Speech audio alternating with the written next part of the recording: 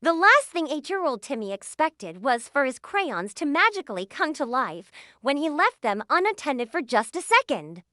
What was supposed to be a fun afternoon of drawing Disney characters turned into a nightmare as the crayons ran amok around the house, drawing all over the place. But as Timmy soon discovered, this wasn't just any ordinary set of crayons. These were magical crayons that could draw anything they wanted onto whatever surface they touched. And since none of them had ever been used before, they were eager to explore their newfound abilities, much to Timmy's dismay. When Timmy first noticed the crayons moving on their own, he assumed that his tired eyes were playing tricks on him. He rubbed his eyes and looked again, but the crayons were still marching across the table like they had a mind of their own. One crayon even took a little jump onto the wall and continued drawing on it as if nothing had happened. That's when Timmy realized that something strange and wonderful was happening right before his eyes. Timmy couldn't believe what he was seeing. The crayons were alive, and they seemed to have a will of their own. They tumbled over each other in their excitement, eager to put their newfound freedom to good use. Blue Crayon, who was the biggest and boldest of the bunch, decided to take the lead.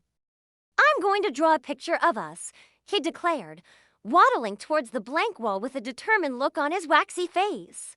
The rest of the crayons cheered and followed closely behind as Blue Crayon began to sketch out his masterpiece. His thick, stubby legs made it a bit difficult to maneuver, but he was too excited to care. With each stroke of his crayon body, the image on the wall grew clearer. It was a picture of all of them together, each crayon perfectly captured in their unique pose. Blue Crayon added the finishing touches to his work, drawing tiny details on each crayon's body. When he stepped back to admire his creation, the other crayons gasped in awe. "It's beautiful," whispered Yellow Crayon, her voice filled with wonder. "You're so talented," Blue Crayon, gushed Green Crayon, twirling around in excitement. The praise made Blue Crayon's waxy heart swell with pride. He had never felt so accomplished, so celebrated. For the first time in his life, he felt truly happy. But Blue Crayon's joy was short-lived. As the other crayons began to explore their newfound freedom, they quickly got carried away. Red Crayon, always the mischievous one, decided to test the limits of their powers. He waddled up to the nearby TV and began drawing on the screen. At first, it was just a scribble, a mark of his territory. But then the image on the screen started to take shape. It was a stick figure, crude but recognizable. Then another one, and another until the screen was filled with dancing stick figures. Blue Crayon and the others watched in amazement as the stick figures came to life and jumped off the screen. They were flat, two-dimensional beings with no depth or color. Yet they moved with a fluidity that was both mesmerizing and terrifying. The stick figures wreaked havoc in the room, flailing their stick arms and legs wildly, knocking over furniture and sending objects flying. They were like miniature tornadoes of chaos, leaving a path of destruction in their wake. Timmy, who had been hiding under a table the whole time, peeked out and gasped at the sight before him. The room was a mess. Books and toys were scattered everywhere, and the wall was covered in crayon drawings. But it wasn't just the damage that shocked him. It was the sight of the crayons, their bodies broken and scattered around the room. As Timmy cautiously approached the crayons, he saw that they weren't just broken, they were crying. Their wax tears soaking into the carpet. Timmy's heart went out to the crayons, and he felt a surge of determination to fix what they had broken. He picked up Blue Crayon, who was sobbing uncontrollably, and gently wiped away his tears. "Don't cry, Blue Crayon," Timmy whispered. "I'll fix this." And Timmy kept his promise. He spent the next hour cleaning up the mess and repairing the damage done by the rogue crayons. He put the crayons back in their box, neatly arranged them by color, and put the lid back on. Then he set about fixing the wall. Using a damp cloth, He wiped away most of the crayon markings, but some of them were tougher. He tried scrubbing with soap and water, but that didn't work either. Just when he was about to give up, he remembered something his mom had told him. If you ever get crayon stains on the walls, just rub a little butter on them and it'll come right off, she had said. Timmy found some butter in the fridge and applied it to the remaining crayon marks. To his surprise, it worked. The butter seemed to dissolve the crayon, leaving the wall clean and stain-free. With everything cleaned up and the crayons back in their box, Timmy went to his room feeling satisfied. He had kept his promise to the crayons and restored order to his room. But as he lay in bed that night, he couldn't help but wonder what would happen next. Would the crayons try to escape again? Would they cause more chaos and destruction?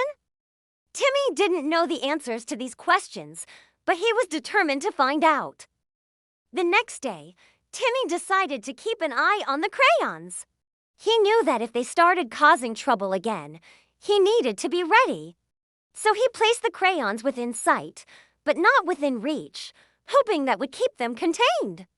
Timmy got on with his day, playing video games and watching TV, all the while keeping an eye on the crayons. To his relief, nothing happened.